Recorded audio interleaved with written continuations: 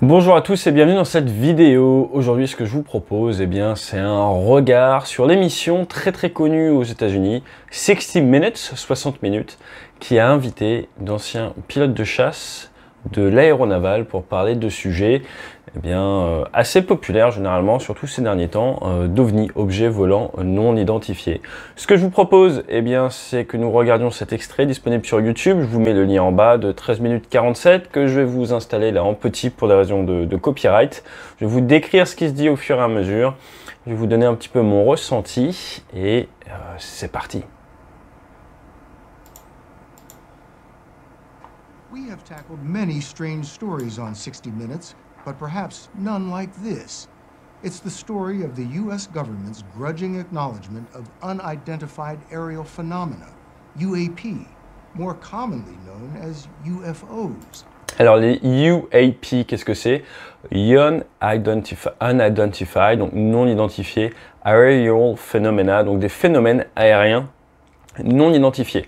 Et le présentateur dit que là, c'est un de leurs sujets les plus originaux. Pourquoi? Parce que le gouvernement américain affirme qu'il y a effectivement des objets aériens non identifiés, non identifiables à l'heure actuelle.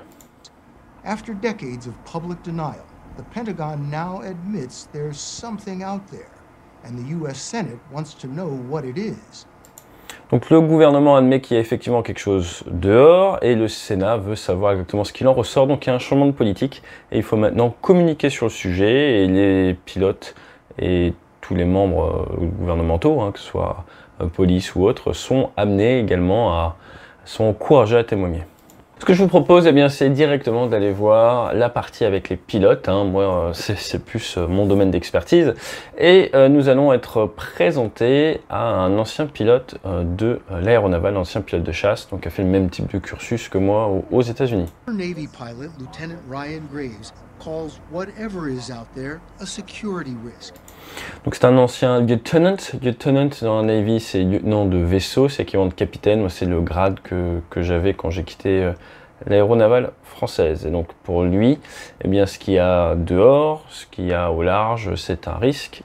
Et il va nous expliquer un petit peu plus en détail ce qu'il voyait depuis leur vol d'entraînement en Atlantique. He told us his F-18 squadron began seeing UAPs hovering over restricted airspace. Ils ont commencé à voir des UAPs, hovering to hover, c'est faire du stationnaire, et restricted airspace sont des zones restreintes, donc ils sont mis à voir des UAP, donc des choses qu'ils n'arrivaient pas à identifier, faire du surplace au-dessus de certaines zones restreintes. Donc là, vous voyez, c'est une zone d'entraînement américaine où les avions de chasse vont s'entraîner. Southeast of Virginia Beach in 2014 when they updated their jet's radar, making it possible to zero in with infrared targeting cameras. Ce qu'ils disent, c'est qu'en 2014, ils ont fait une mise à jour au niveau des radars et que ça leur permettait de faire ce qu'on appelle du ralliement capteur, donc d'avoir tous les senseurs infrarouges qui rallient sur une piste radar. So you're seeing it both with the radar and with the infrared, and that tells you that there is something out there. Pretty hard to spoof that. These photographs were taken in 2019 in the same area. Donc ça, ce serait des photographies prises en l'air en 2019 dans la même zone. The Pentagon confirms these are images of objects it can't identify. Le Pentagone a dit que c'était des photos d'objets que le Pentagone n'arrive pas à identifier. Lieutenant Graves told us pilots training off the Atlantic coast see things like that all the time. Donc apparemment, les pilotes qui s'entraînent au large justement de la côte est voient ça tout le temps. Every day for at least a couple of years. Wait a minute, every day for a couple of years? Yeah, I don't see an exhaust port. Including this. Donc là, ça c'est une vidéo que vous avez sûrement vue, qu'on a déjà identifiée. Là, le pilote dit qu'il ne voit pas de propulsion. Off the coast of Jacksonville, Florida in 2015. C'était 2015 au large de Jacksonville en Floride.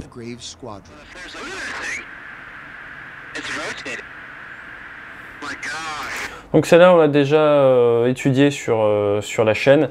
Juste pour ceux qui n'auraient pas vu, nous sommes à 25 000 pieds. C'est accroché avec donc, le système un peu, on va dire, proche infrarouge. On est en IR.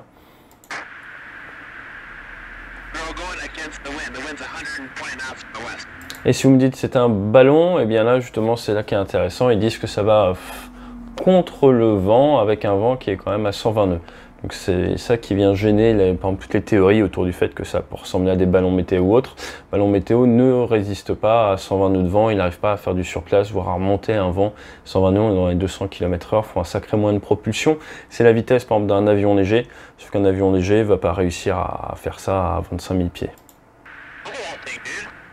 You can sort of hear the surprise in their voices. You certainly can. They seem to have broke character a bit, and we're just kind of amazed at what they were seeing. What do you think when you see something like this? This is a difficult one to explain. You have rotation, you have high altitudes, you have propulsion, right? Donc là, comme dit le lieutenant, il y a de la propulsion, il y a de la haute altitude et il y a de la rotation également. Donc il dit c'est très dur à expliquer. No, it is, frankly. Et il dit qu'il ne sait pas, ce qui est logique. They are one of three things: secret U.S. technology, Donc là, d'après le présentateur, les pilotes américains diraient que ça peut être soit trois choses en fait. Un, la technologie secrète américaine, mais c'est vrai que ça serait bizarre qu'ils aillent les mettre au milieu de leur zone d'entraînement. an adversary spy vehicle, En numéro 2, ça serait un espion adverse qui viendrait espionner, mais encore une fois, pourquoi vous le mettriez tous les jours dans les zones d'entraînement? Généralement, si vous voulez être espion, vous voulez être discret, or something otherworldly. I'd ou quelque chose qui vient d'ailleurs. say, you know, the highest probability is it's a threat observation program. Could it be Donc là, pour lui, la plus grosse probabilité, c'est que ça serait un système pour essayer de détecter, d'analyser les menaces. Russian or Chinese technology? I don't see why not. Et donc, il n'exclut pas le fait que ça puisse être chinois ou Are russe. you alarmed? I am worried, frankly. You know, if these were tactical jets from another country that were hanging out up there. it'd be a Donc lui, en bon opérationnel américain, il a peur de quoi? Il a peur du fait que ce soit éventuellement bien du matériel opérationnel étranger qui soit là et qui du coup prouve qu'il y a une énorme avance technologique d'un autre pays sur l'armée américaine. Et donc lui fait un petit peu le lanceur d'alerte dans une optique, in fine, d'attirer l'attention de ses congressmen, d'attirer l'attention politique pour qu'il y ait plus de budget et qu'in fine, eh bien, les Américains ne se retrouvent pas technologiquement dépassés par des adversaires. massive issue. But because it looks slightly different, we're not willing to actually look at the problem in the face. Et il argumente ça du fait que puisque ça ressemble pas à de la menace conventionnelle, ce n'est pas pris au sérieux ni traité comme ça le serait si c'était une menace conventionnelle. Et donc lui a un peu cette frustration de ne pas voir la défense américaine prendre en compte ce genre de menaces et commencer à investir, à réfléchir, à développer des parades face à ce type de technologie.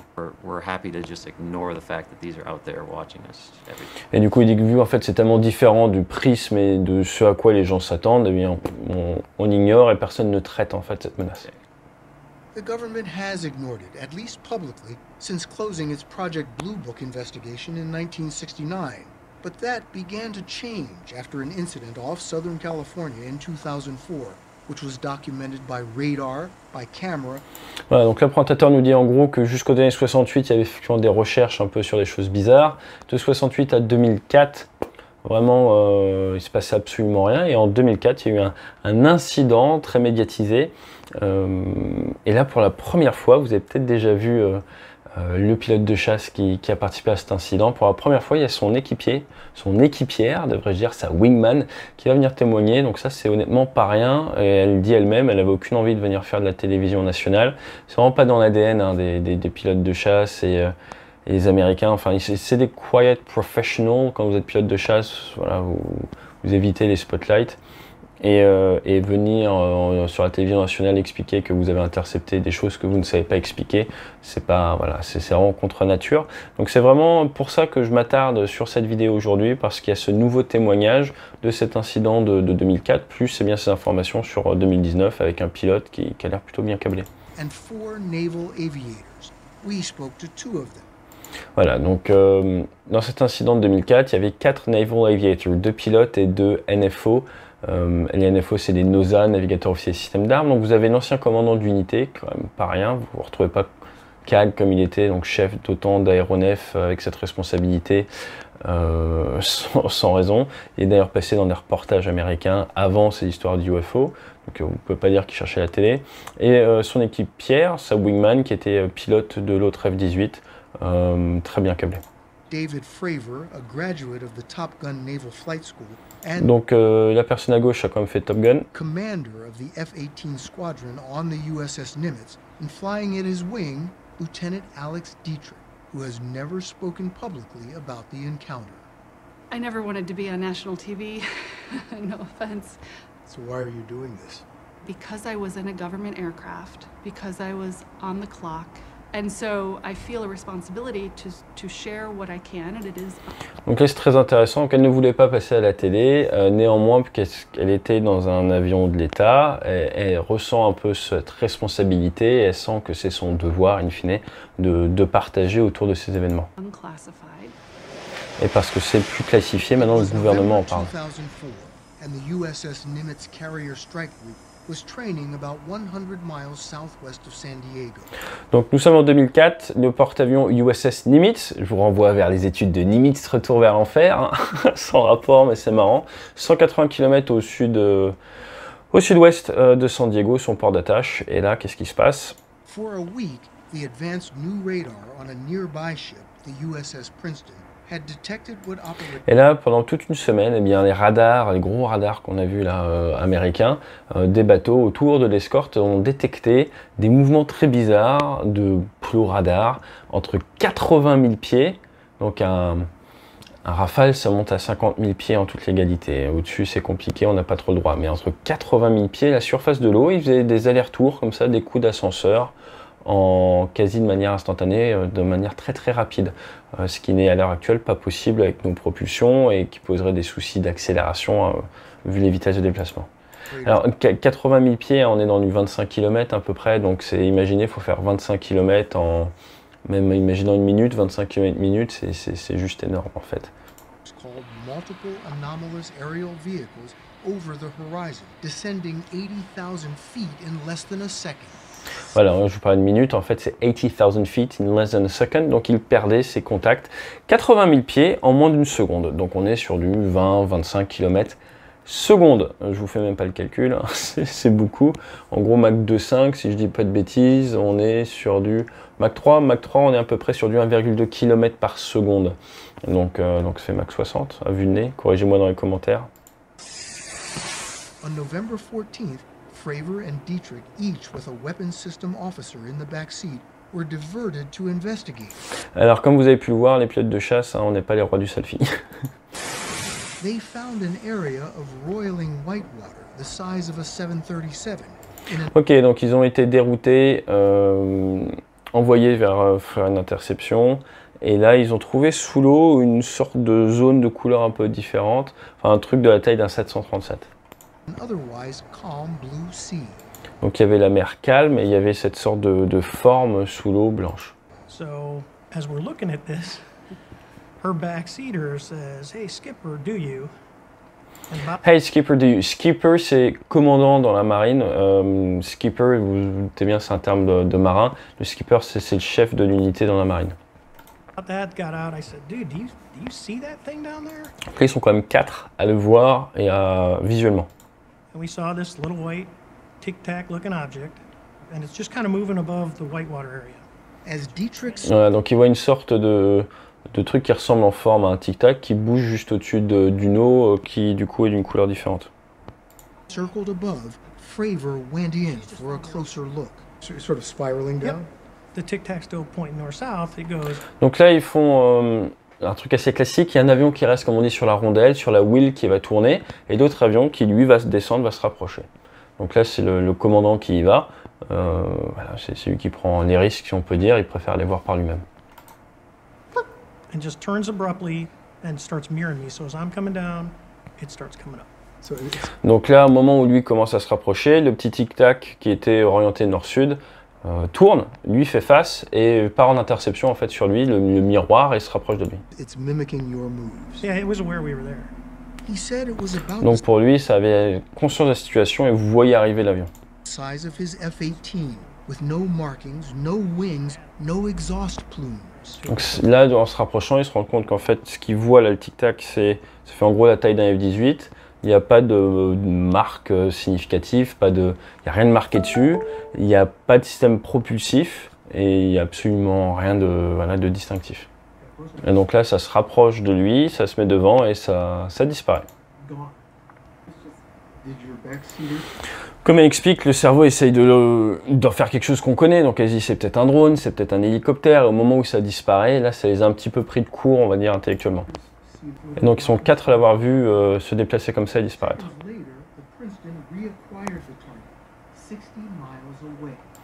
Et quelques secondes plus tard, le Princeton, donc le gros bateau d'escorte, le redétecte au radar à 60 miles away, je ne sais pas s'il parle en statique ou en nautical miles. En gros, on est à une centaine de kilomètres en quelques secondes, ce qui est cohérent avec les 25 km par seconde dont on parlait juste avant. Et donc là, les images que vous venez de voir, effectivement, c'est un autre équipage qui a réussi à l'accrocher avant de le reperdre. Ça, c'est très intéressant. Donc là, la pilote dit que si elle avait été seule, donc sur un avion monoplace, toute seule, sans équipier, sans navigateur, elle n'aurait sûrement rien dit. Parce que ça a l'air d'être fou, donc elle aurait sûrement préféré se taire. You understand that reaction? I do. I've had some people tell me, you know, when you say that, you can sound crazy. And I'll be honest, I'm not a UFO guy. But from what I hear you guys saying, Et là, le commandant dit qu'il comprend complètement et que lui n'est pas du tout un mec à UFO comme ils disent en Amérique. there's Was better than our airplane. the air. Et donc lui dit qu'il y a quelque chose, effectivement, qui ne sait pas qui l'a construit, qui ne sait pas qui a le cerveau pour faire ça, qui ne sait pas qui l'a assemblé, et que c'est mieux que le F-18. Crew filed reports. Then, like the mysterious flying object, the Nimitz were done officially for 5 Et là, eh bien, du coup, ils ont fait un compte-rendu et il ne s'est absolument rien passé derrière. years. Pendant Until 5 ans. Lou Elizondo came across the story and Donc voilà, 2-3 petits points. En tant que pilote de chasse, nous ne sommes pas formés à reconnaître des objets non identifiés. En tout cas, lorsque moi je suis passé par le cursus, ce n'est pas quelque chose qui faisait passer du cursus. On ne nous apprend pas à reconnaître des formes, on va dire, bizarres. Nous sommes des experts en reconnaissance de matériel sol ou air ou maritime, surtout dans la marine. Nous sommes très habitués à savoir reconnaître tel type de frégate, tel type de frégate, tel type d'avion. Nous travaillons avec ce qu'on appelle un peu des ombres, donc des profils, des choses comme ça. On en fait ce qu'on appelle de la reco régulièrement, au moins toutes les semaines, des fois tous les jours. Donc nous sommes habitués à regarder dehors, nous sommes habitués à identifier des choses, habitués à travailler avec le radar, tout ça. L'autre point qui est intéressant, alors vous allez me parler radar, tout ça, sont les objets immobiles dans le ciel. Ça sort pas forcément en fonction des types de radars. Enfin là, je ne vais pas trop rentrer dans les détails. Mais dans tous les cas, ce qui est sûr, c'est qu'il y a, moi en tout cas, du bagage qui est le mien. Pour moi, il n'y a aucune raison de douter de la parole de ces personnes. Ils sont 4, ils n'ont aucune raison de dire ça. Son équipière n'a absolument aucune idée de venir en rajouter comme ça. Donc je pense qu'on peut partir du principe que c'est vrai au niveau des, comme ils le disent, de ces encounters, de ces rencontres. Maintenant, tout comme ils le disent, et vous voyez, ce sont des gens réfléchis, ils n'ont absolument aucune idée de ce que c'est, ils ne font pas de spéculation sur ce que c'est, ils n'ont pas la connaissance ni les informations à leur disposition. Donc ce qu'il faut savoir, c'est que le premier devoir du militaire, c'est rendre compte, c'est exactement ce qu'ils font. Ils rendent compte à la hiérarchie, rendre compte aux citoyens, qui accessoirement les payent, et envers qui ils sont redevables, de ces encounters pour que derrière, bien, les politiques prennent les bonnes décisions et que les bonnes personnes dans les bons bureaux prennent les bonnes décisions. On a vu avec le Navy Lieutenant que lui, son objectif, c'est vraiment quoi? C'est vraiment, hey, il semblerait qu'il y ait de la technologie qui ne soit pas la nôtre, plus efficace, disponible sur le marché. En gros, pourquoi est-ce que c'est pas moi dans ce genre d'aéronef? Je résume un petit peu, mais c'est souvent ça l'état d'esprit, voilà, du côté opérationnel. Donc je n'ai rien d'autre à ajouter sur le sujet, c'est tout ce que j'avais à dire. J'espère que, au moins pour ceux d'entre vous qui ne parlent pas anglais ou autre, ça vous a permis de mieux comprendre un petit peu ce reportage. Pourquoi est-ce que j'ai fait ça? Justement pour vous expliquer un peu mon point de vue vis-à-vis de la crédibilité de ces paroles, qui, comme je vous l'ai dit, est pour moi incontestable. Si vous me demandez, moi, si j'ai déjà vu des choses bizarres en l'air, non. Maintenant, est-ce que... Enfin, oui et non. Oui, parce que j'ai déjà vu des choses bizarres, voire qui peuvent faire peur en temps réel, mais qui derrière on arrive à expliquer. Par exemple, dans les nuages, un phare d'avion de ligne on vous a pas prévenu. Enfin bref, je vous raconterai tout ça, mais vraiment rien d'un autre monde. Et ensuite, des entrées atmosphériques, des choses comme ça, des phénomènes un peu la nuit, ça arrive d'en voir, mais j'ai jamais intercepté de choses comme ça c'est sûr. Ce qui veut pas dire que ça n'arrive pas, hein, pas du tout, on sait jamais. Très bien. Voilà, jamais très agréable de faire ce genre de vidéo parce que c'est pas tout à fait ma cam. Néanmoins, je pense que c'était nécessaire de le faire à cause des révélations de ce Navy Lieutenant pour des zones d'opération en 2019. Ça, je pense que c'est vraiment la grosse information à retenir de ce reportage 60 minutes. C'est l'information de 2004, elles étaient connues, même si le fait que la Navy Lieutenant vienne communiquer sur le sujet, je pense que ça crédibilise encore plus tout ça. Voilà, je vous abandonne, je vous dis fly safe. N'hésitez pas, si ça vous intéresse, eh bien, le bouquin Débrief, il est toujours sur Amazon. Et peut-être à bientôt pour une conférence ou une formation en entreprise. Je vous rappelle que 1, 2, 3 octobre, nous avons un stage à Bordeaux, je vous en reparlerai. Allez, fly safe.